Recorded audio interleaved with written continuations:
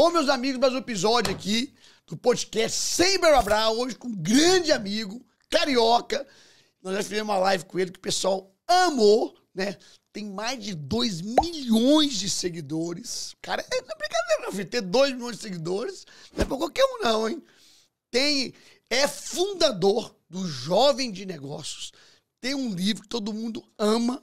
O que o ensina não te ensina. Isso. Cara, é só o tema, não precisa falar mais nada, né? E tá com um projeto maravilhoso nas escolas do setor de educação financeira. Eu falo pra vocês, gente, que é o seguinte, fiquei encantado, eu tava ali agora nos bastidores conversando com ele sobre esse projeto dele, porque eu falo que a educação financeira é fundamental, porque muitas das vezes as pessoas se preocupam em ganhar.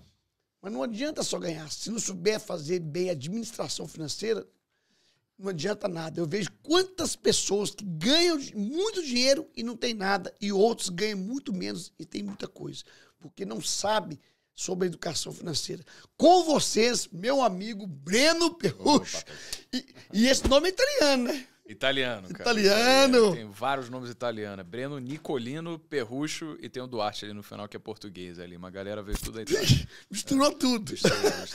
Brasileiro é assim. Meu amigo Breno, primeiro, obrigado por receber o convite. Tá aqui com a gente. Eu quero que você conte um pouco a sua história, que eu já sei. Nós já fizemos uma live junto, eu fiquei impressionado de onde você veio, como é que você caiu. Hoje está num projeto totalmente diferente do que você começou. Exato, é louco. Isso é incrível, Felipe, porque a última vez que eu tive com você estava num projeto das redes sociais, de YouTube e tudo mais. É isso, exato. E acho que é engraçado que como que algumas coisas que parecem ser completamente diferentes, que a gente vai fazendo na vida, eventualmente se conectam para basicamente levar o nosso caminho, né? Eu comecei em 2012, talvez, a fazer vídeo no YouTube de música. Música. Eu gostava de chamar os amigos e tocar violão, piano e basicamente fazer uns vídeos, mas não tinha um comprometimento profissional com aquilo. Era só um monte de moleque querendo curtir. E eu aprendi naquele momento como é que funcionava o YouTube, né? De fazer SEO. Eu aprendi a mexer no Photoshop ali para você fazer thumbnail, editei os vídeos. Então, fui desenvolvendo algumas habilidades que eu nunca sabia que eventualmente seriam úteis de novo, além daquele momento da minha vida. Só que chegou um momento onde eu decidi começar um canal para falar sobre educação financeira e empreendedora. Isso em 2000 e... Aí já foi em 2018. 2018, quando eu comecei o canal Jovem de Negócio no YouTube. E por que você começou a falar sobre educação financeira?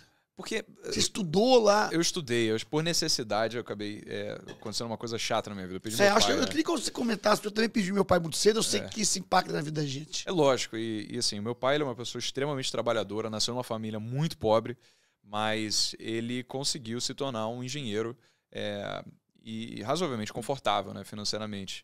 Então, ele acabou deixando um dinheiro para mim quando ele faleceu e eu queria honrar esse dinheiro. Como é que você honra alguém que você ama? Você pensa, eu vou gastar esse dinheiro com algo que vai deixar meu pai orgulhoso.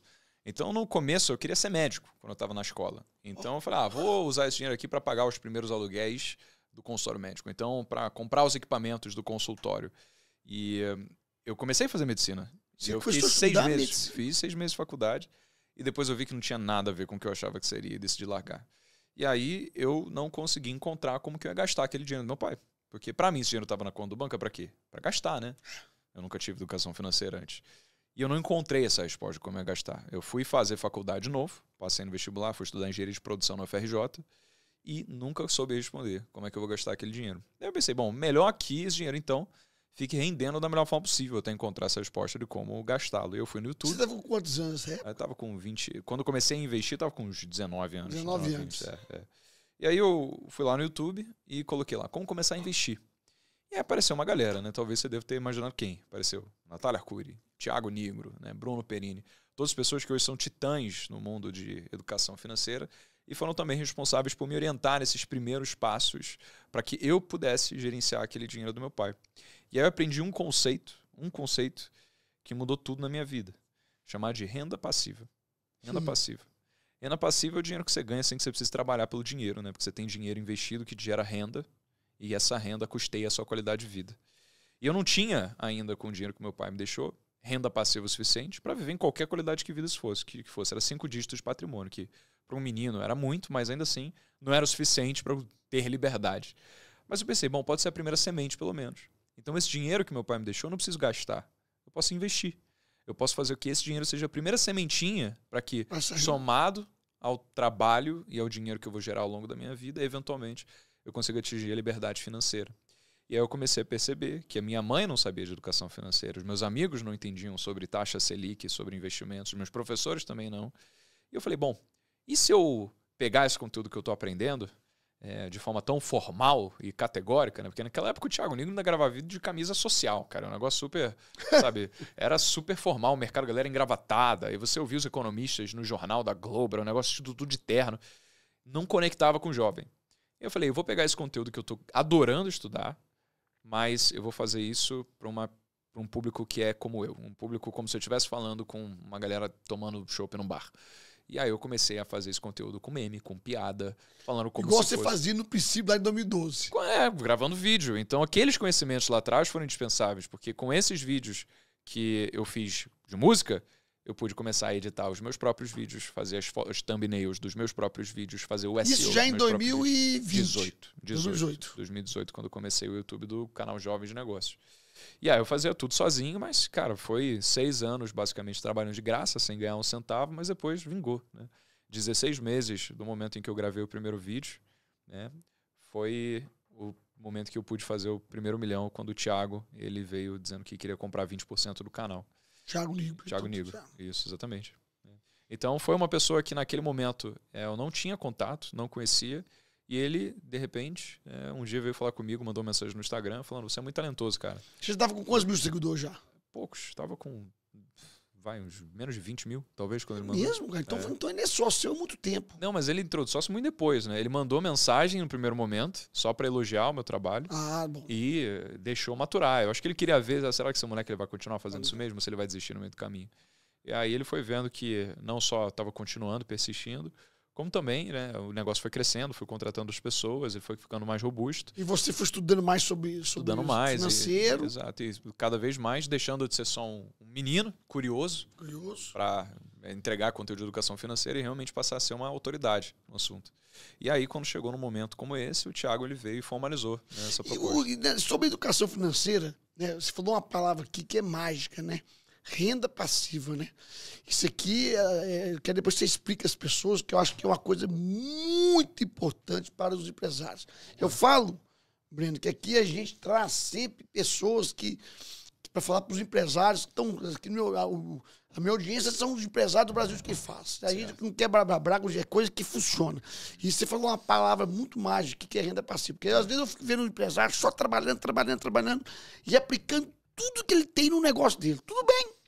Mas tem um momento que ele tem que saber que ele tem que começar a criar uma renda passiva que não vai ser para sempre aquele negócio e pode acontecer alguns problemas. Né? Porque, o que acontece? Tem muita gente que faz o seguinte, quer criar um negócio, mas na verdade acaba criando um emprego. Isso. Então você pensa um profissional autônomo, como por exemplo um médico, um dentista, o que as pessoas fazem? Elas vão exercer a sua profissão e vão, de fato, pagar o aluguel para um consultório, mas elas dependem do seu trabalho continuamente para conseguir ser remunerada. Né? Se parar, morreu. Se parar, morreu. Aí muitos empresários também, no começo, eles fazem isso. Eles são tanto o faxineiro, quanto eles são o CEO do negócio ao mesmo tempo. Né? Só tem eles ali. E eles fazem tudo. Ou seja, se eles param de trabalhar, o negócio quebra. Então, renda passiva é o seguinte. Você, independentemente de estar empreendendo ou de você ser um empregado... Presta atenção, gente. Independentemente daquilo que você faça, se você tem uma fonte de renda, parte da sua renda deve ser usada para comprar ativos. Comprar ativos. O que são ativos? Ativo é tudo aquilo que pode se valorizar e colocar dinheiro no seu bolso ao longo do tempo. O que isso significa? Vamos dizer que você está na dúvida se você compra um carro ou se você compra uma ação na Bolsa de Valores. Vamos pegar algumas diferenças. Você tem carro, Ricardo? Eu tenho carro. Também tenho. Beleza. O que acontece quando você compra o carro zero na concessionária? Você dirige ele para fora da concessionária, automaticamente o carro já perde 10, 15, 20% do valor. Né? E aí todo ano que passa, ele se deprecia também, vai perder entre 5% a 10% do seu valor. Não é? Então, isso é um processo... Não vale nada. Chega um ponto em que ou ele vira uma relíquia e de repente começa a se valorizar, carro antigo tem desse negócio daí, ou realmente não vale nada mesmo. Né? E vai para uma lata velha, vira, né, para um desses lugares.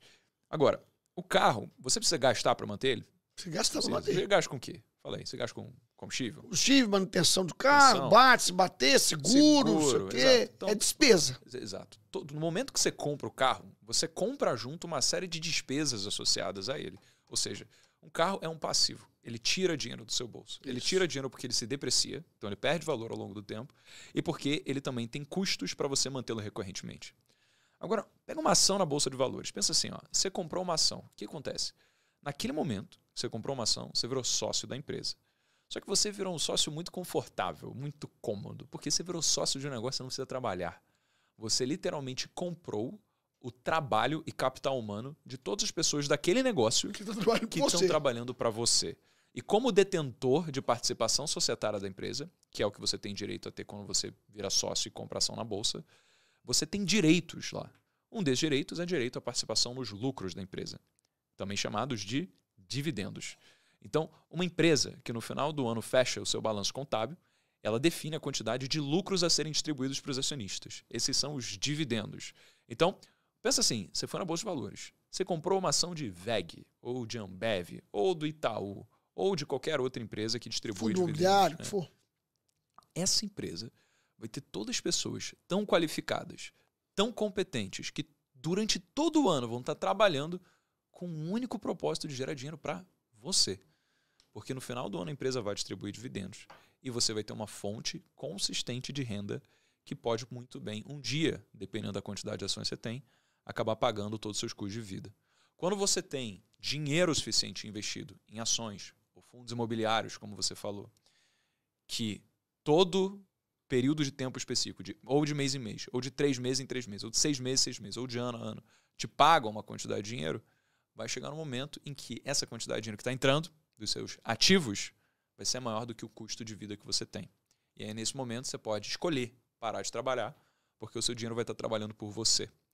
Então, essa é a diferença entre ativos e passivos. A maior parte das pessoas quer fazer o quê, Ricardo? Pensa assim, ó, você quer ter R$1 milhão? O que você vai fazer? A pessoa vai pensar no que ela vai gastar esse milhão. Então, ela quer ter o relógio, ela vai comprar um Audi, ela vai fazer alguma compra, um monte de tênis, vai dar videogame para o irmão, vai dar um apartamentozinho para o pai, né? Vai fazer um monte de coisa para ajudar as outras pessoas, que é uma pessoa bacana.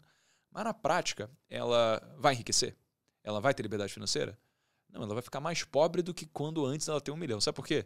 Porque se agora que ela tem 1 milhão e comprou uma cacetada de passivo que tira dinheiro do bolso dela, ela tem que arcar com uma série de gastos que ela não tinha antes de ter aquele 1 milhão. Ou seja, na prática ela ficou mais pobre. Mas eu quero te apertar aqui, porque agora não aperta esse homem aqui, viu? Porque o bicho sabe dessa parte financeira e eu quero trazer para vocês aqui, tirar o sangue dele aqui, para ele nos ensinar aqui algumas coisas que eu vou questionar aqui. Bom, quando você fala renda passiva, por exemplo, na minha geração, as pessoas pensam muito em um patrimônio para ter renda de aluguel e tal. Perfeito. Né? Que também eu sei que é uma renda passiva. Perfeito. Quando você fala em ações, que aí, que eu quero que você explique para todo mundo aqui, os riscos de ação. Lógico, vamos embora. Então, vamos pegar o exemplo. Eu sou um cara assim. Se garante, né? No aluguel. Não, eu faço o seguinte, porque eu sou um cara que sempre preocupei muito em ganhar dinheiro com o meu negócio, como empresário, mas na hora de aplicar, ai, meu Deus do céu, vamos botar num negócio aqui que tem certeza que não tem risco, porque um negócio, por exemplo, que eu tinha, que era varejo, era um negócio já de muito risco. Eu sei que tá tudo certo. Eu vejo que vocês hoje, mais jovens, tudo, falam muito de ações. Sim. Né? E aí, como que a pessoa... Porque as pessoas também têm mania, né, o Breno, de achar que investimento é só para quem tem muito dinheiro. E não é para quem tem muito dinheiro. Quem ganha 3, 4, 5, 6, 7, 8, 10 mil reais, se quiser, desde esse período começar a investir, pode começar a investir. Demais, né? Você não precisa... E 10 reais você compra uma ação. Os riscos de ações. Vambora. Como que diminui? Como é que você... eliminar não tem jeito, mas como é que você diminui? Muito boa pergunta. Não tem jeito não. Mas vamos pegar o exemplo que você deu aqui. Você pega um imóvel que você compra para alugar. Você comprando imóvel, quais são os riscos inerentes aqui? Você tem que colocar um inquilino, não é? Pode acontecer do inquilino não te pagar? Pode. Pode acontecer do inquilino não pagar o condomínio e não te falar e aquilo ficar debitando no teu nome, até chegar um momento que o inquilino sai e depois você descobre a dívida? Sim. Pode, né? Pode ser uma dor de cabeça porque ele quebrou alguma coisa no apartamento e aí você viu que ele não te falou e depois dá uma treta, você tem que se desentender com ele para ele pagar de novo para consertar? Pode, né? Tudo isso daí. Ou seja, isso são riscos que envolvem você empreender comprando imóveis para colocar um inquilino ali para alugar. Qual que é a diferença de um fundo imobiliário, por exemplo? Então, um fundo imobiliário é a mesma coisa que um imóvel seu, que você colocou um inquilino para alugar. Só que ele é negociado em bolsa. Isso. E esses imóveis, eles são imóveis de verdade, eles existem, só que são um pouquinho diferentes. Então, por exemplo, a gente está numa casa super bonita aqui. Se algum dia você falar, não quero mais fazer isso não, vou alugar essa casa, você poderia? Poderia, né? Então, você quer uma fonte de renda passiva que, quando você decidir parar de trabalhar aqui, deixar o inquilino alugando, você pode. Os fundos imobiliários, eles têm imóveis também. Eu vou dar alguns exemplos. Shoppings, centers, que a gente vai para fazer compras. Galpões. Né? Galpões logísticos. Existem também os fundos de agências bancárias. Então, no caso, os bancos pagam aluguel para aquilo. Ou seja, empresas pagam o aluguel para os gestores desses fundos imobiliários distribuírem para você, o cotista que comprou as cotas desse fundo na Bolsa de Valores. Aí eu vou te interrompendo aqui para falar, fundo imobiliário, por exemplo, eu já acho uma coisa mais segura. Certo. Né? É que você vê o imóvel, você pode ir lá visitar ele. Né? E existe parece que existe ali a tangibilidade do ativo. Quando vai para empresa, ações, aonde que eu sou mais cauteloso, porque eu vejo, por exemplo, vamos citar aqui, e às vezes nem é por incompetência da pessoa, né? É pelo mercado. Você pega, por exemplo, eu fui vindo no segmento de eletrodoméstico, você pega a Magalu, era uma empresa que valia 140 bilhões, que hoje vale 18. Despencou, exatamente. E aí? Exatamente. O que aconteceu no caso de Magalu? As taxas de juros do nosso país, elas saíram de 2% ao ano para 13,75%. No momento que a gente está gravando esse podcast, é 13,25%, né? Só que a Magalu ela tem uma série de dívidas pós-fixadas. O que significa? Você contrai dívida e a sua dívida ela fica lastreada num indexador. Esse indexador, no caso, é a taxa Selic. Se a taxa Selic sobe, de repente, vários bilhões de Magazine Luiza que ela estava projetando ter no futuro, agora ela vai ter que usar para pagar a dívida, porque a dívida sumiu. Então, o seu valor de mercado cai. Mas o coitado foi lá e comprou. Ação? Aí ele perdeu o valor, cara.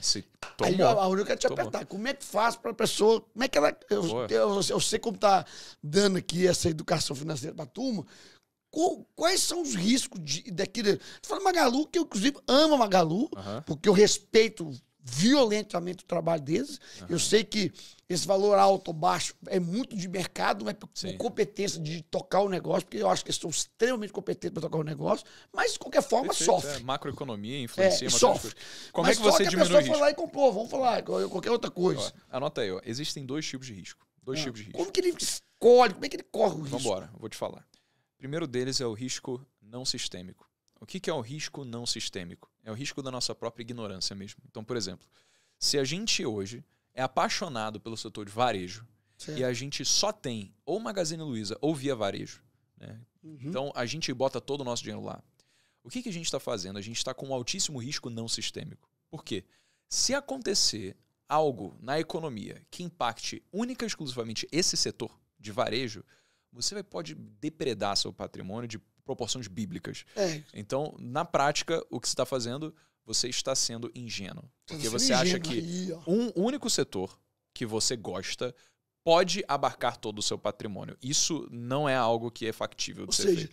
Nós aprendemos com nossos avós, não põe as cestas... Todos os ovos na mesma cesta. Exatamente. Quando você está falando do seu negócio, você tem que focar no seu negócio. Não tem como você querer abrir 10 empresas e tocar as 10 juntas. Certíssimo, não dá. Mas quando você está falando de investimentos, aí não coloque todos os ovos na mesma cesta. Então, como é que você pode diminuir o risco não sistêmico? Você tem que comprar ações que sofrem diferentes influências econômicas. Então, no caso, varejo é um deles. Você pode estar exposto a varejo, contanto que você também esteja exposto ao setor bancário, ao setor industrial, ao setor educacional, ao setor do petróleo. Você pode ter várias exposições a diferentes mercados, porque muitas vezes, quando um setor cai, tem outro que sobe. Então, isso existe, tem um nome para isso, chama descorrelação, investimentos descorrelacionados. Então, existem investimentos... Eu ponho em varejo, eu ponho em celulose, eu ponho em agronegócio, eu ponho em... Diversificação, perfeitamente. Bebida, eu ponho no... Indústria, automóvel. E aí, com base, você faz uma carteira... Banco. Que deve ter em torno de 10 a 20 ativos, né? 10 a 20 setores, principalmente, que vão permitir com que você tenha uma participação nunca tão relevante do seu patrimônio numa só empresa. Então, vamos dizer que você colocou, você tem 20 ativos, e um deles é Magazine Luiza. Poxa, tudo bem, Magazine Luiza caiu 90%, mas você vai ter perdido 4% do seu patrimônio, entendeu?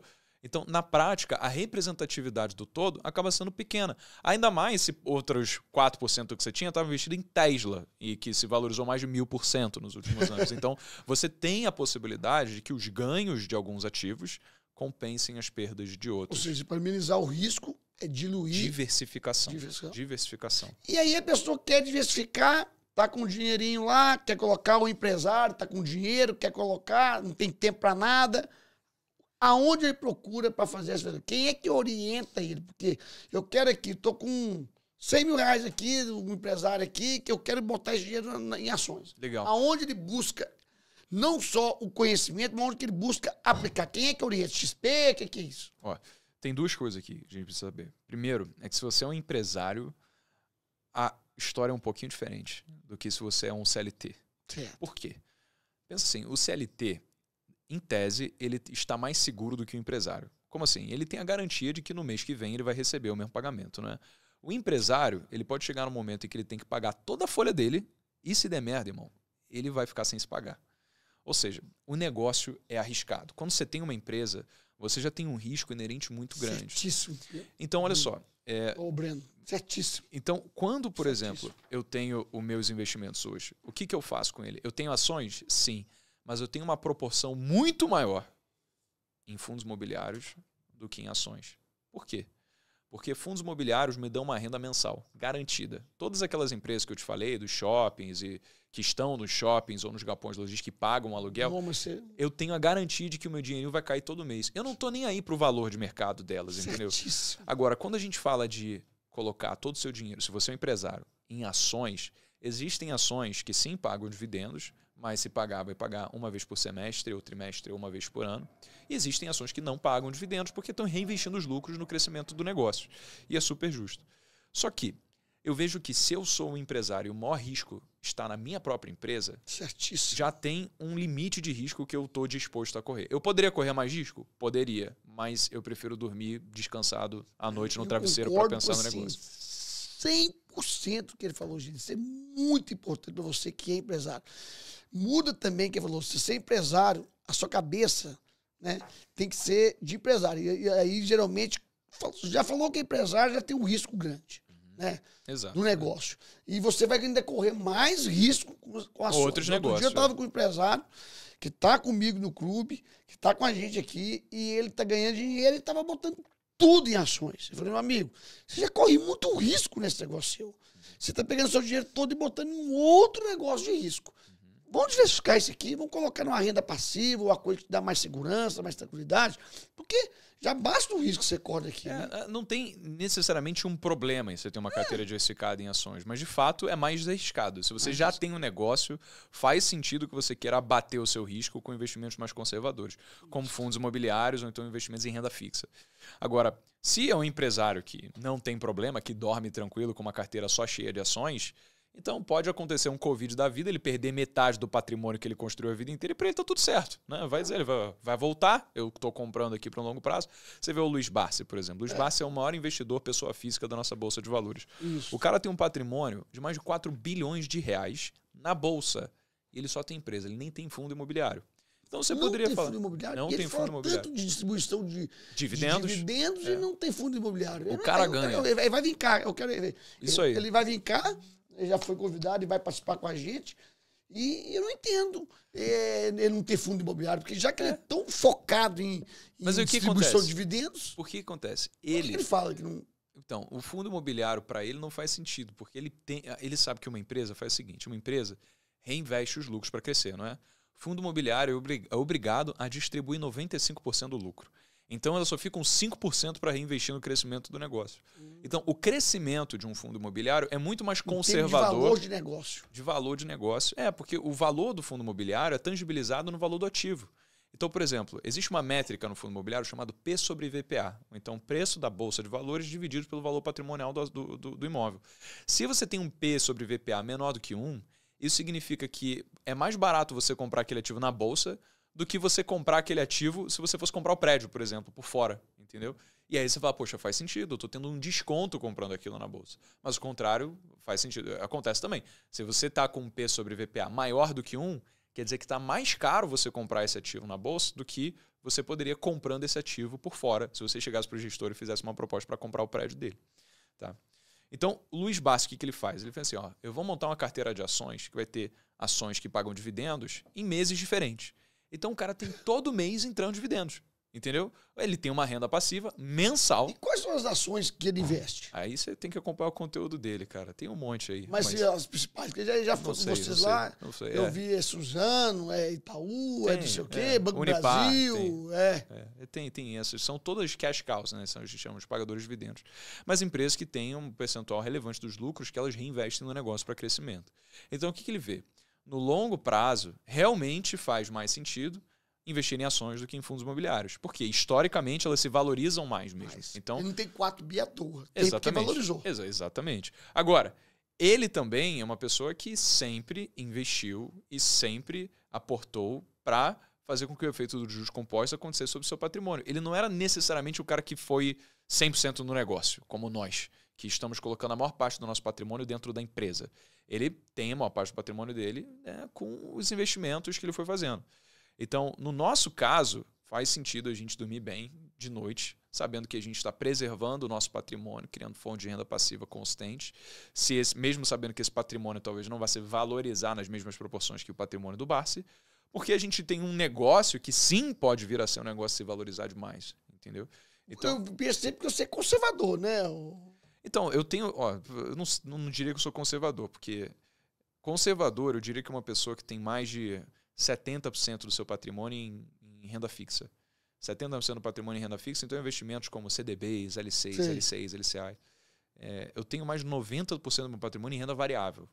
Então eu tenho ações, eu tenho fundos imobiliários, mas fundos imobiliários são renda variável. Você gosta? Eu gosto. Então eu não diria que eu sou conservador.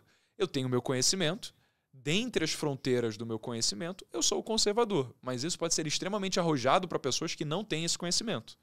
Então, Warren Buffett fala que investe só naquilo que ele conhece. Isso. Eu também prefiro investir naquilo que eu conheço. Se, no caso, existe alguém que fala sobre uma grande oportunidade, algum investimento que está pagando 3% ao mês, é uma coisa incrível, eu provavelmente vou ficar muito reticente em entrar naquilo, porque eu não conheço. Mas eu estou confortável em ter 1% ao mês, por exemplo, de rentabilidade, porque eu tenho isso constantemente com fundos imobiliários. E aí, você que está no mercado aí vendo o rumo dos juros, que a tendência dos juros agora é cair, né? Juros é cair. Eu te pergunto, o que você diria daqui para frente? Qual o conselho? Porque porque a gente sabe que o juro agora começa a cair, a tendência das pessoas voltarem para a bolsa. Sim. Tem sempre esse movimento. O juro essa cai, mentalidade de depender de movimento de juros para escolher o que fazer, eu acho que é uma mentalidade de trade. De trade. Essa é a mentalidade que eu não concordo. Porque o que o trader faz? O trader ele quer buscar algum momento perfeito em que ele vai entrar para ele poder sair no momento mais perfeito ainda. Só que a gente nunca consegue acertar onde é que está baixa e onde que está alta. Então, no caso, os juros estão caindo? Estão. Isso tende a beneficiar a Bolsa de Valores? Tende. Só que a Bolsa precifica no presente o que vai acontecer no futuro.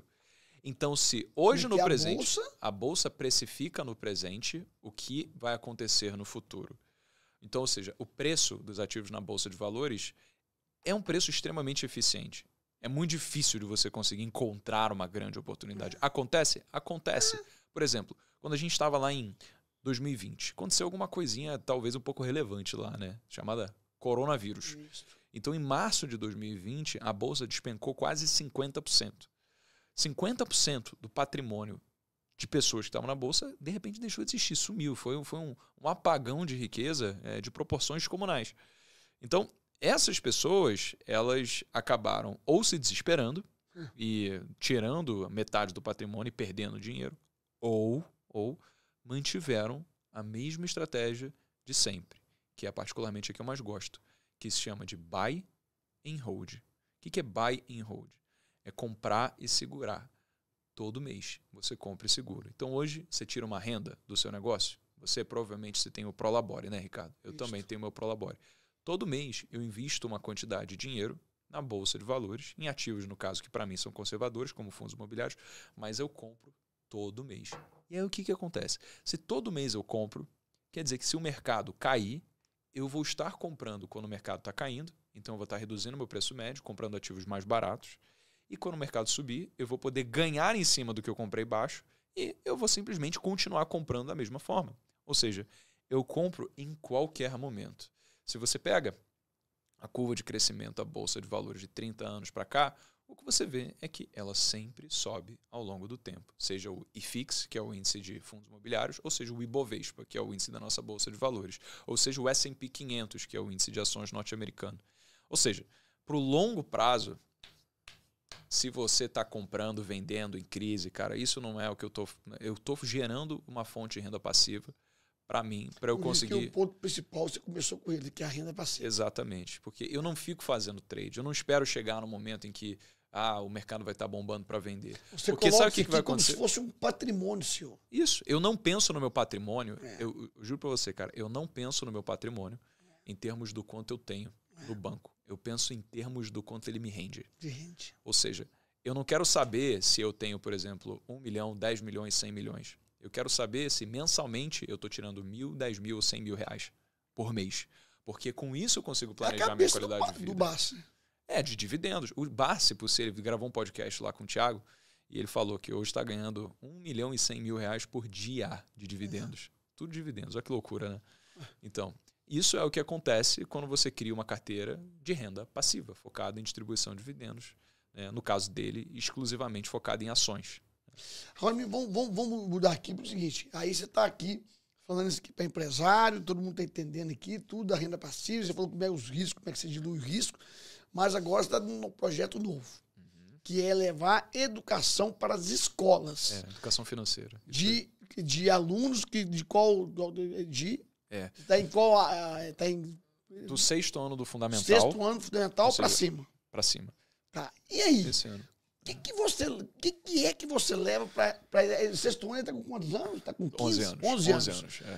Como que você começa a plantar essa educação financeira vamos falar criança de 11 anos, né? Não é adolescente ainda, né? Não é ainda, não é. Porque aqui é conversa, por exemplo, para empresários. Sim. E você está montando um negócio agora que é um projeto nas escolas e que é um projeto novo que você vai lançar em 2024? Isso, a gente já está vendendo, mas a gente vai começar a entregar a solução em 2024, né? Porque você tem que começar no começo. Para as pessoas entenderem e coloca primeiro o projeto para depois chegar nessa pergunta que é o que você começa a ensinar para ele, o básico para eles começarem? Ano passado, a gente viu que faria muito mais sentido construir uma empresa do que ficar brincando de marketing digital. Por exemplo... Praticamente você saiu hoje do YouTube. Eu continuo fazendo vídeos no YouTube, mas não é o core, não é o foco do negócio. Porque o que a gente viu? Por mais que seja extremamente gratificante fazer vídeos do YouTube, e isso tenha possibilitado que a gente tenha tido reconhecimento, ganho dinheiro, tido algum sucesso, esse não é um negócio vendável. Eu não posso ter equity numa empresa como essa. Só que, pensa comigo, eu tenho todo um processo de gestão em que os meus funcionários eles passam por processos de avaliação cultural. E tem um ranking de performance que eles são medidos com base nas metas que eles batem. E, dado que eles cumprem alguns pré-requisitos, eles viram sócios da empresa. Por que alguém gostaria de ser sócio de uma empresa que não tem valor? Qual que seria o sentido? Então, se eu tenho só funis de venda, se eu faço marketing digital único e exclusivamente, eu posso até ganhar dinheiro. Eu posso até atingir a liberdade financeira. Mas eu não vou ter um negócio que vai valorizar as pessoas que estão trabalhando comigo. Ativo. Então, as pessoas, o capital humano.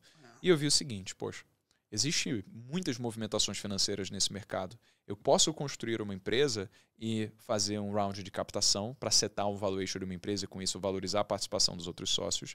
Eu posso passar por um evento de liquidez onde eu posso vender parcialmente as minhas ações ou posso até eventualmente vender totalmente as minhas ações. Não é o que eu estou pensando agora, mas eu estou construindo um negócio que é preparado para isso, para quando chegar no futuro ele está tão bem amarrado e bonitinho que não depende da minha imagem, que tem previsibilidade de receita, mas principalmente que atua onde a gente entende que o Brasil mais precisa. Porque hoje, se você olha para a realidade das pessoas que começam a assistir Jovens de Negócio no YouTube, elas são pessoas que saíram da escola, começaram a trabalhar, começaram a ganhar dinheiro e não fazem ideia do que fazer com esse dinheiro. Ou gastam pra caramba, não sabe por quê, e aí vê que tá cheio de dívida nos juros rotativos do cartão, não tem como pagar. E aí vai pro canal para tentar solucionar problemas que aconteceram por conta de falta de conhecimento financeiro. Só que se a gente dá conhecimento financeiro na educação de base, as pessoas iriam poder chegar no momento onde elas ganham dinheiro e saber o que fazer. E eles iriam deixar de ver o YouTube. Então a gente pensou, como é que a gente pode realmente mudar o Brasil na educação de base, onde isso realmente precisa? E aí a gente começou a criar esse negócio chamado Jovens for Schools, que é para levar não só a educação financeira, mas a educação empreendedora a partir do 6º ano do fundamental até o 3º ano do ensino médio. E aí o que a gente faz é entregar um material físico para o aluno das escolas particulares, nesse primeiro momento que a gente está entregando, entregar um material físico exclusivo do professor, para que ele tenha todos os objetivos de aprendizagem, as competências que ele tem que passar, integração daquele conteúdo com a BNCC, né, Base Nacional Curricular Isso Comum. é muito importante, né, cara? Porque você para pensar nas escolas, não ensinar essa parte financeira, né? Porque ensina matemática. Mas matemática não tem nada a ver com essa educação financeira que você acabou de falar, que você acabou aqui. E sobre empreendedorismo, é um absurdo até, né, cara? Você parar para pensar. É uma vergonha, porque a pessoa nem se descobre o talento sequer. Nós estávamos conversando, quer que você conte esse caso que eu estou ali atrás? Eu falo, lógico. Porque é muito importante, quer dizer, quando você começa a provocar a pessoa, ele descobre até se ele tem talento para isso, para aquilo, para empreender, se não é, se é médico. E aí, cara, você está entrando numa ferida muito forte, né, cara? Numa dor muito forte, né? O que acontece? Hoje, quando a gente vai para a escola, a gente estuda várias coisas, mas tem várias coisas lá. A gente estuda estequiometria, leis de Newton, Bhaskara, briófitas, pteridófitas, angiospermas, gimnospermas, rochas metamórficas, magmáticas. A gente estuda um monte de coisa. Realisticamente, quantas dessas coisas a gente leva para a vida, né? Talvez, algumas pessoas levam algumas delas, né? Mas existem alguns conhecimentos que todas poderiam levar, se fossem dadas na escola e que hoje não são. Por exemplo, dinheiro.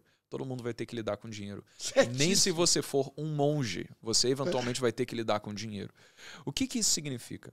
Que se a gente quer ter um país próspero, de pessoas que conseguem viver seus sonhos, viajar, se planejar para um intercâmbio, não ficar deixando de antecipar sonhos, não antecipar sonhos e deixando de fazer as coisas que quer. Por exemplo, tem gente que compra carro com 18 anos de idade porque recebeu o primeiro salário e vê que a parcela do financiamento cabe no bolso do salário. Sendo que, na verdade, ele deixa de ver que está pagando 3 carros, porque ele não quis esperar 3 anos. Isto. Então, acumulando dinheiro para pagar à vista. Importante. Então, isso são coisas tão simples e tão básicas, né, que qualquer pessoa deveria saber. E não cair em armadilhas como, por exemplo, investir em título de capitalização, que é aquele negócio que o gerente oferece para você não ter rendimento nenhum, mas você poder participar de um sorteio. Né? Primeira coisa que você falou que às vezes nem tem noção que tem que investir. Esperar 3 anos. Essa palavra sua é mágica. Esperar 3 anos. Às vezes nem essa noção não tem. É porque não tem educação financeira. Exato. Quer agora e não sabe quanto isso vai custar caro para ele daqui a 3 anos. Exatamente. E custa mesmo, cara. Porque as pessoas, muitas delas querem o quê? Ver o amigo que tem um pai ou uma mamãe que são abastados e podem comprar roupas legais, presentes legais. E aí a gente fica tentado aquilo. A gente fala, papai, mamãe, eu quero um tênis. Papai, mamãe fala, não posso. E essa pessoa começa a trabalhar, ganha dinheiro e vai lá, compra o tênis. Aí compra o tênis de R$2.000 logo de cara. Parcela em 12 vezes, cara. E aí o que acontece não quer dizer que a gente não possa ter as coisas que a gente quer. A gente pode, mas tudo tem o tempo. A gente tem que saber que o tempo está no futuro. Se a gente decidiu hoje que a gente quer ter um tênis, não é agora que a gente vai comprar. A gente vai ter que planejar quanto que a gente vai ter que guardar do nosso dinheiro para aquele objetivo todo mês, para que, eventualmente, a gente possa comprar o que a gente quer. Isso funciona para o tênis, isso funciona para a roupa, isso funciona para o carro, isso funciona para casa. Chama planejamento financeiro. E uma regra básica do planejamento financeiro, que serve para empresário, serve para qualquer pessoa. O que a pessoa, assim, o básico, assim, ganha 10 mil. O que é ideal que ele minimamente invista e gaste? Tem uma conta simples, objetiva, não? Depende, né? Porque tem gente que ganha 10 mil e gasta 15. Pois é. Então, eu ganho 10 mil, ideal sei o quê? Legal. 30% eu guardo, gasto 70%. Eu vejo que é assim, a gente precisa... Existe alguma métrica nisso? Existe cinco funções para o seu dinheiro, 5 funções.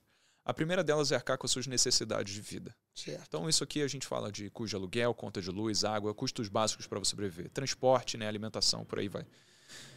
Se você ganha 10 mil reais, pode ser que você consiga ter um limite do seu custo de vida a R$5.000, então 50%. Tá?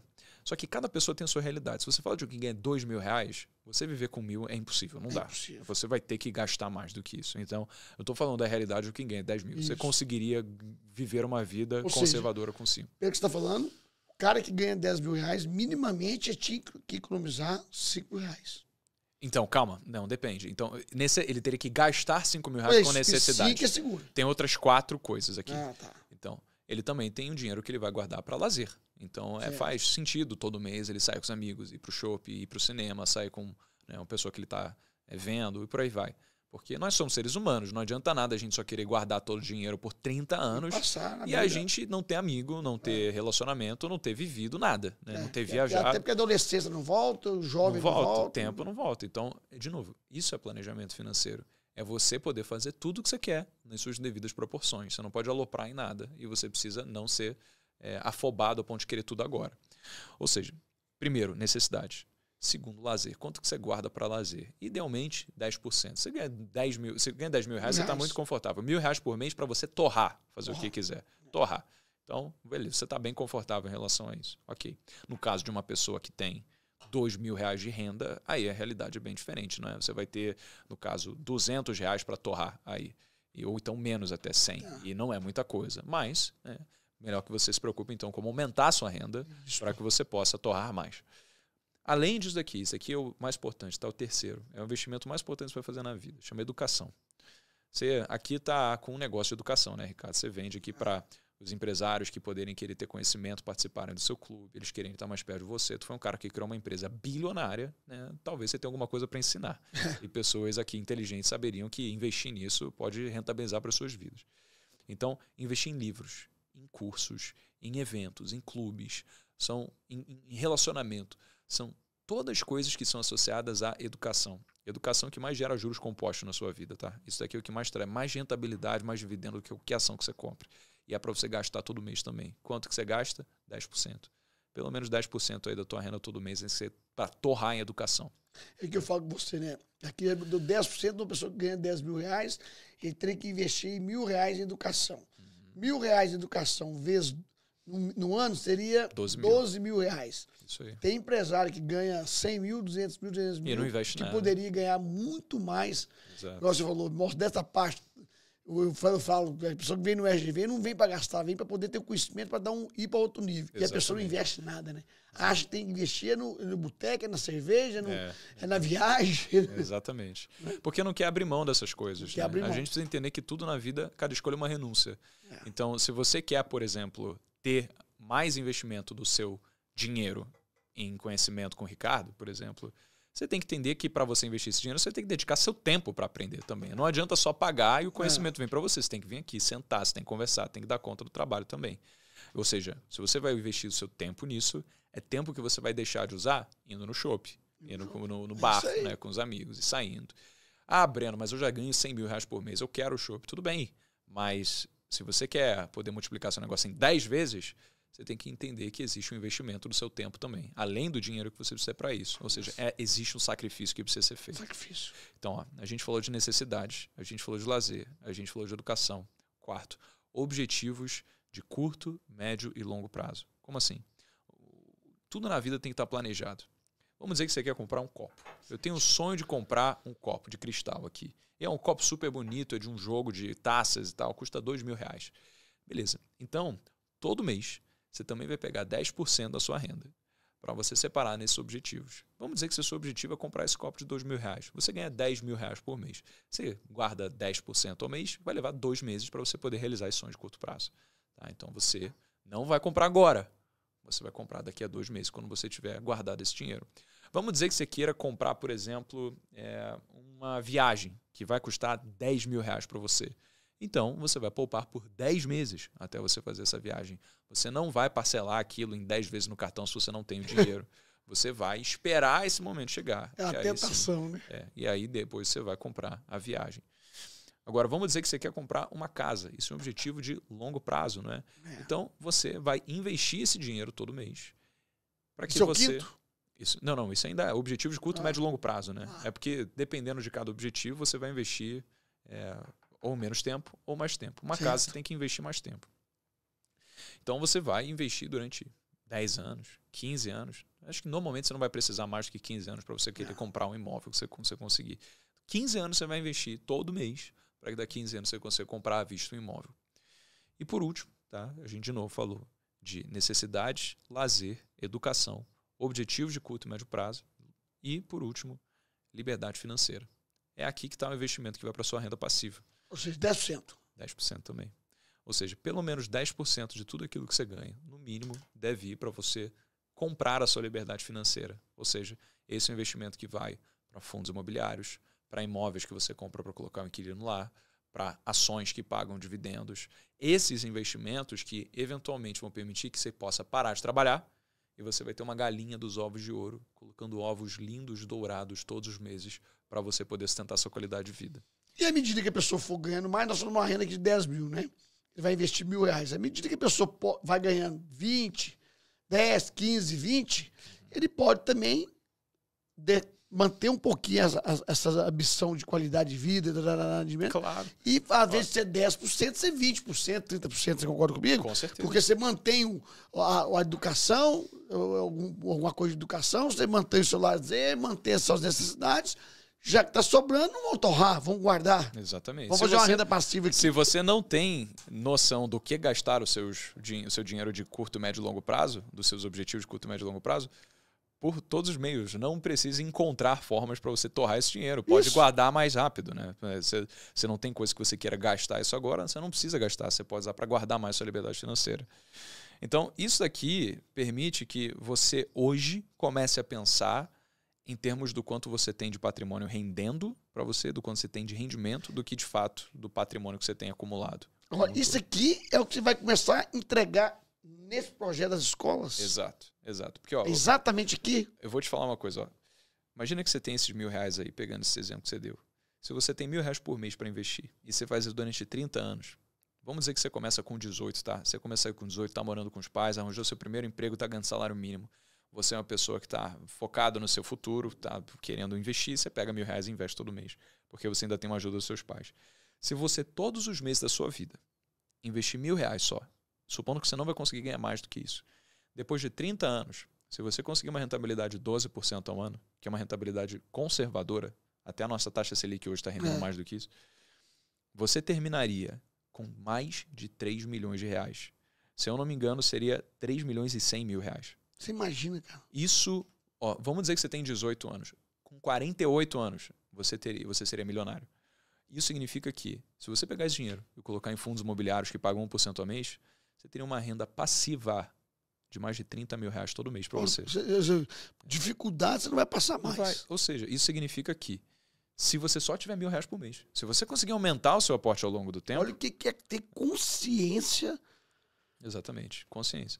Consciência do dinheiro, né? Porque às vezes a pessoa acha que se R$1.000 que economizar não vai me ajudar em nada, deixa eu torrar esse dinheiro. Aí fala, Breno, mas é muito difícil ganhar R$1.000 por mês quando você tem 18 anos. Fala, cara, tinha um editor meu que saiu ganhando 40 com 19. Sabe por quê?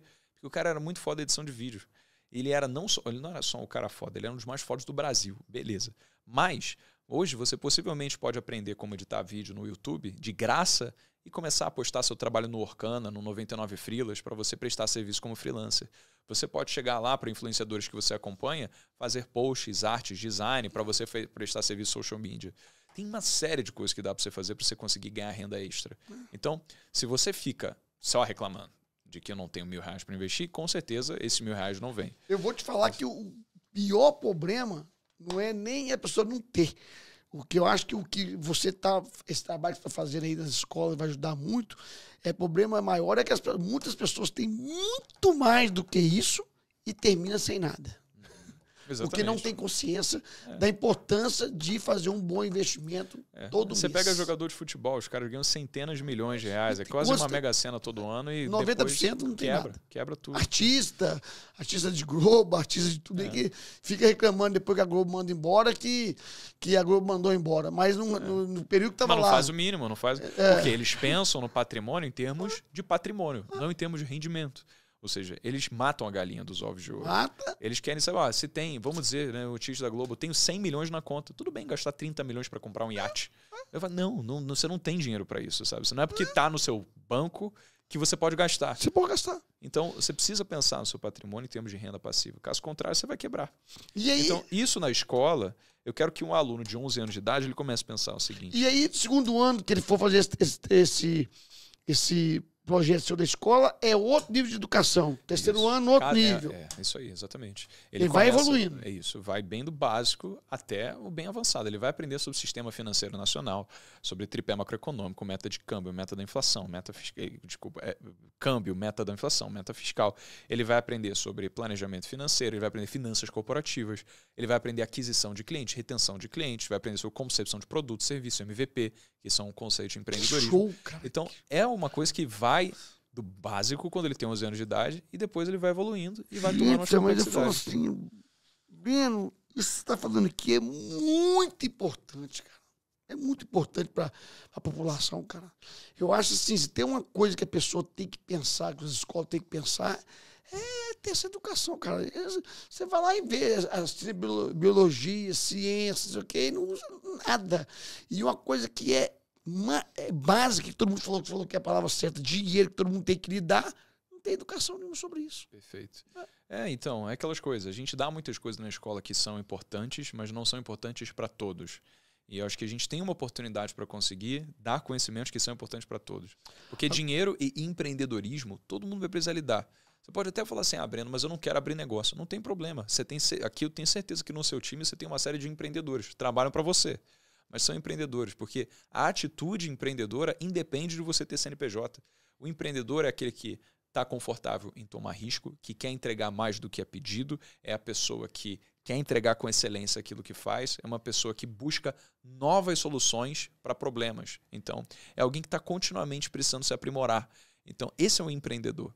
O aluno ele precisa ter a mentalidade de que onde tem problema, tem oportunidade. Tem oportunidade. Porque o que mais tem no Brasil é gente reclamando que tem um monte de coisa que está desgraçada, que o político está roubando, que tem gente desviando dinheiro, que esse Brasil não tem esperança, que não tem nada que ser feito. Mas você ser vitimista desse jeito é muito confortável, cara. Não faço. Porque você pode tranquilamente não fazer nada.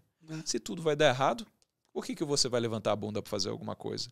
Mas se você tem cabeça empreendedora, aí a coisa fica bonita. Porque você sabe que a tua ação gera impacto. E quando você levanta a bunda para trabalhar, as coisas acontecem na vida. Então imagina um aluno que desde o começo ele entende que o que ele faz pode gerar resultado para a sua vida. Ele não vai olhar para o governo, para Lula, Bolsonaro, para a Covid e simplesmente falar, tadinho de mim, tadinho da minha vida. Ele vai começar a ver, caramba, irmão, dinheiro não deixa de existir, ele muda de mãos. Como é que eu posso conseguir mais dinheiro agora com base nesse novo cenário? E aí, a partir disso, ele vai mudando a sua vida. Porque eu vejo que a educação de base é o que transforma a sociedade, não tem outro caminho. Se a gente quer mais gente boa no governo, a gente precisa formar essa galera. Só que para isso, precisa partir de algum lugar. Então, por isso que a gente quis atuar na educação de base, que a gente vê que a gente, no longo prazo, consegue. Começando com a escola privada, ir para depois escolas privadas são mais acessíveis, depois dessas ir para a rede pública. Então, é um caminho muito bem planejado para que a gente possa estar no Brasil todo. Breno, se você fosse dar um conselho aí agora, você começou aqui falando uma coisa muito importante, mas para os empreendedores do Brasil, quem faz aqui, que está nos assistindo, sobre o investimento. O que é assim, o básico que, meu amigo, você tem que basicamente entender isto na sua vida do mundo financeiro. Uma coisa só, todo mês, guardar. Todo mês. Mas não importa o quê. É só isso, cara. Só isso. Porque é isso. Você pode não ser nem bom investindo. Você pode pegar até um fundo que vai investir para você, não vai fazer nada. Um ETF. E você vai conseguir ficar rico. Olha, só você fazer todo mês. Cara, Breno, eu comungo muito com isso, cara. Eu acho um absurdo o que a gente vê hoje nesse mundo das redes sociais, as pessoas ganhando e torrando tudo.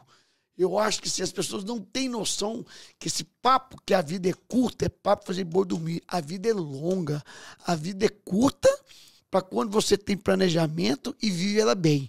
E a vida é muito longa para quem é consequente, porque sofrer falta de recurso financeiro não é fáco.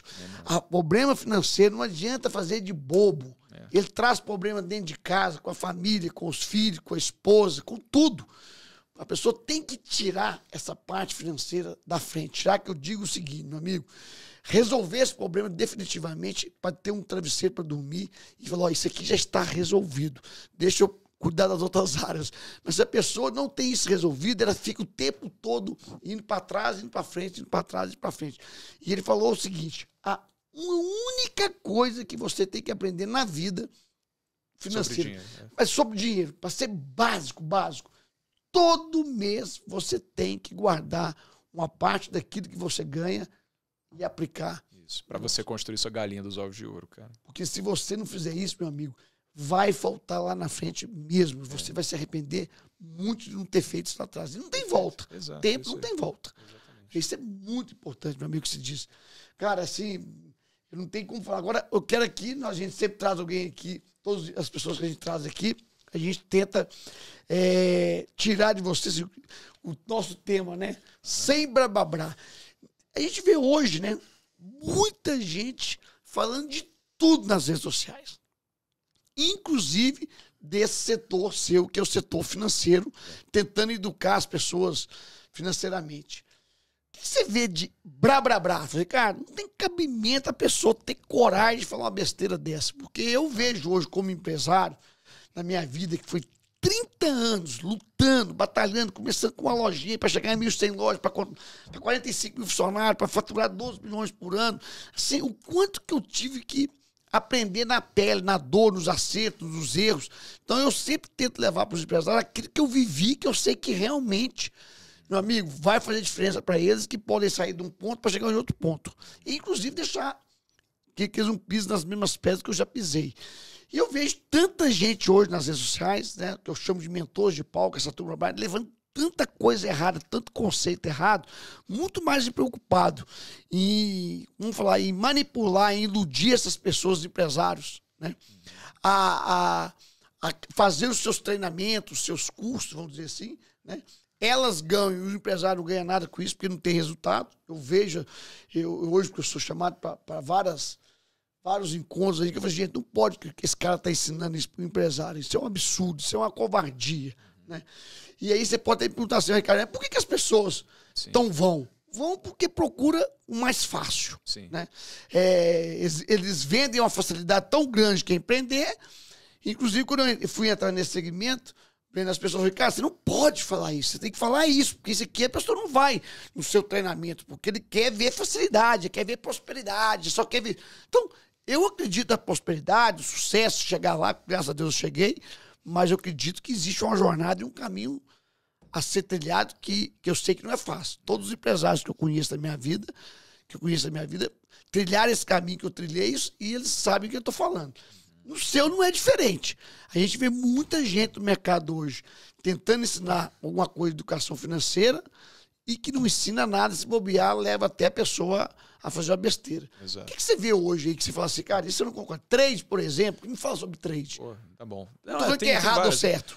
Não, eu acho que trade, especificamente, só porque você tocou nesse ponto, ele deve ser considerado como profissão. Se você é trader e você só faz isso da vida, você pode ser um trader que ganha dinheiro. Que ganha dinheiro. Mas dedica aquilo. Não espere que você vai ser um médico que faz plantão e você vai conseguir se dar bem com trade. Porque você vai precisar acompanhar o mercado e você não vai ter tempo para isso. É isso aí. Então, se você quer ser trader, faça isso como profissão. Especialista. Mas eu acho que o principal blá blá blá, ainda mais quando a gente fala de pessoas como eu, né? Eu fui extremamente abençoado e eu dei muita sorte, cara. Principal blá blá blá, ele falou. O principal blá blá blá é achar ou colocar na cabeça das outras pessoas para elas acharem que elas vão conseguir rápido. Porque não é porque tem alguns jovens que você não sabe o contexto, que você não necessariamente estava lá para ver a história, que conseguiram sucesso, que você vai conseguir ter na mesma velocidade. Existem sim muitas pessoas, eu sou uma delas, que foi abençoado de ter muito sucesso rápido, mas eu não acho que isso deveria ser considerado que vai acontecer com todo mundo.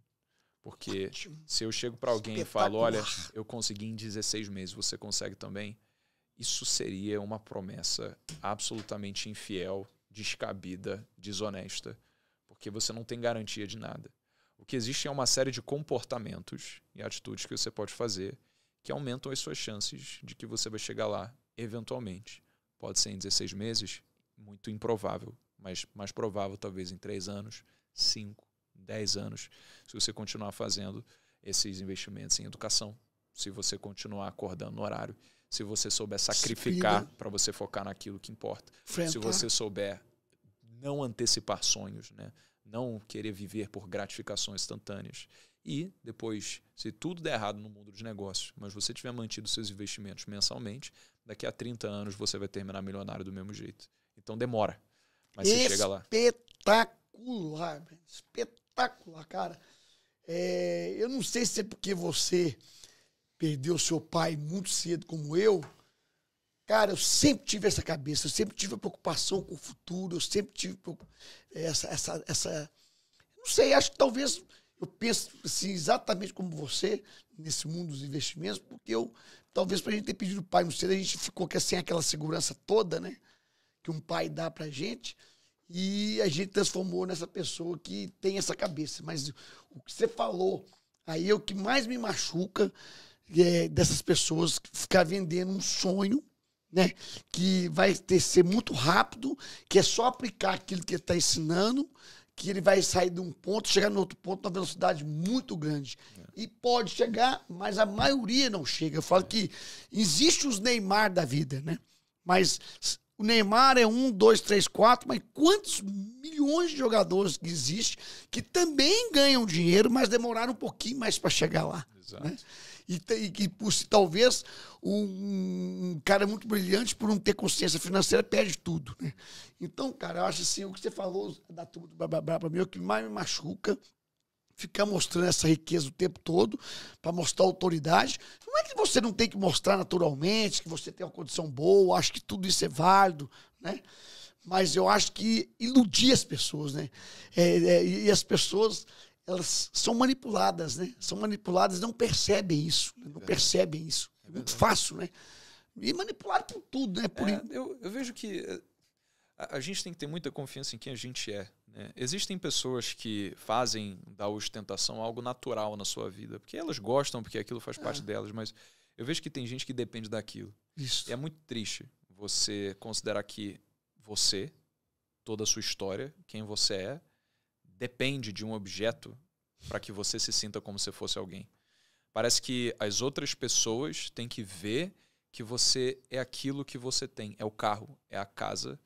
E por mais triste. que para algumas pessoas isso faça sentido, eu vejo que existem simplesmente algumas pessoas que não sabem quem elas são e que precisam de uma validação externa, precisam de um terceiro apontando o dedo, olhando para o carro dela e falando: ah, então você é legal, porque você tem isso. Eu tive um momento da minha vida em que eu comprei um carrão também. E foi muito legal por uma semana. Por mim, no momento quando cheguei com o carro em casa, foi um Audi TT. Por mim, eu jantava no carro. Eu botava em cima do capô, abria o negócio lá e ficava apaixonado por aquilo. E aí depois eu fiquei refletindo assim, falei: caramba, será que eu comprei isso para mim? Ou será que eu comprei isso para os outros? Será que eu realmente quero ficar andando com o carrão para lá e para cá? Porque realmente ele é até um pouco duro. Até aqui em São Paulo, você passa por umas lombadas, ele é baixinho, então você tem que... E chama atenção também, e às vezes você fica com medo. Será que eu comprei isso para mim ou será que eu comprei isso para os outros? E aí eu cheguei à conclusão de que eu estava mais com o carro para mostrar para as pessoas. E isso não me deixou bem, porque eu pensei: eu não quero ser julgado pelo que eu tenho. Eu quero ser julgado pelo que eu sou. Pelos seus resultados. E pelos meus resultados. Se tem pessoas que querem isso daí, cara, eu juro pra você, eu não julgo, pô. Eu entendo. Eu acho que assim, a gente tem que incentivar. Se você quer ter o carrão, a casa, se quer dar uma viagem maneira para quem se ama, todo mundo tem seus motivos e tá tudo bem. A gente só não pode se enganar do porquê que a gente está fazendo isso. Se a gente está fazendo pela gente, mais do que isso, que você falou desde o princípio aqui. Tudo tem o seu tempo. Eu anotei essa frase para mim aqui, que essa frase é muito importante. Eu também sou o seguinte, meu amigo, você tem que ter tudo. Você pode ter um barco de $1 bilhão, mas tem que ser ao seu tempo, para você, né, e ao seu tempo. Né? Então, duas coisas, para você e para o seu tempo. Porque você pode ter um carrão, um helicóptero, tudo, você tem que ter mesmo. Você trabalha para isso e tem que conquistar tudo isso. Né? Não tem importância nenhuma. Graças a Deus eu conquistei tudo isso na minha vida. Primeiro, eu tinha para mim, e segundo, ao seu tempo.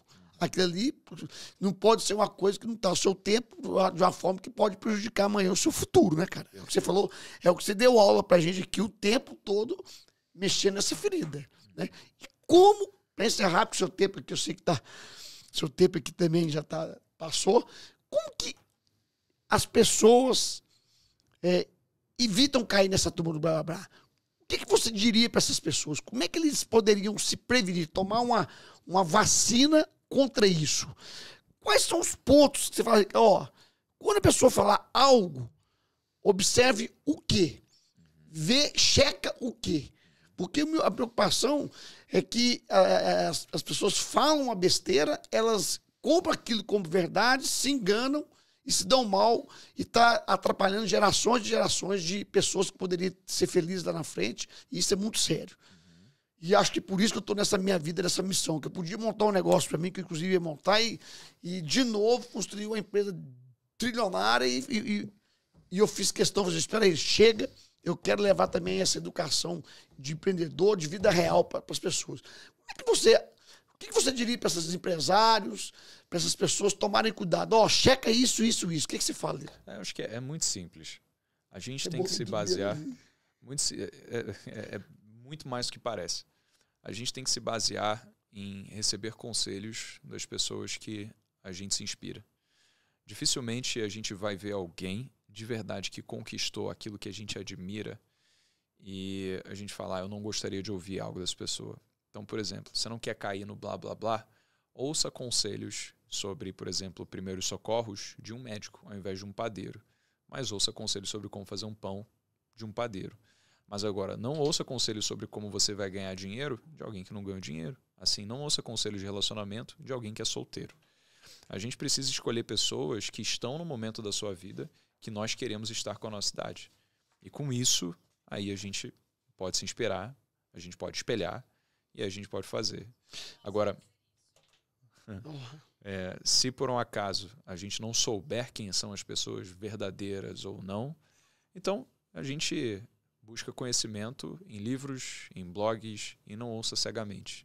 Acho que questionar é um princípio básico. Porque essas pessoas não são bobas, né, Breno? As pessoas que fazem o blá blá blá já utilizam essas partes financeiras para mostrar que tem sucesso. Um dos motivos que eles mostram o tempo todo é para falar, eu tenho sucesso.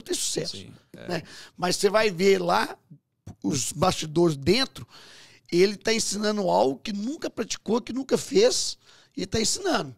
Ele ganha dinheiro, mas as pessoas que estão lá não ganham. E eu acho que as pessoas iriam surpreender, porque tem muita gente que mostra que tem muito dinheiro e tem muitas pessoas que não mostram e tem muito mais.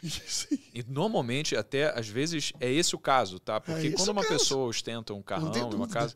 De novo, eu quero tomar muito cuidado aqui, porque eu não quero parecer contra quem faz isso. Eu acho que todo mundo tem que fazer o que quer e tá tudo certo. Cada um faz o que quer da vida. Se você mostra todos os seus bens, eu sei exatamente o quanto você gastou, porque todos eles têm um preço.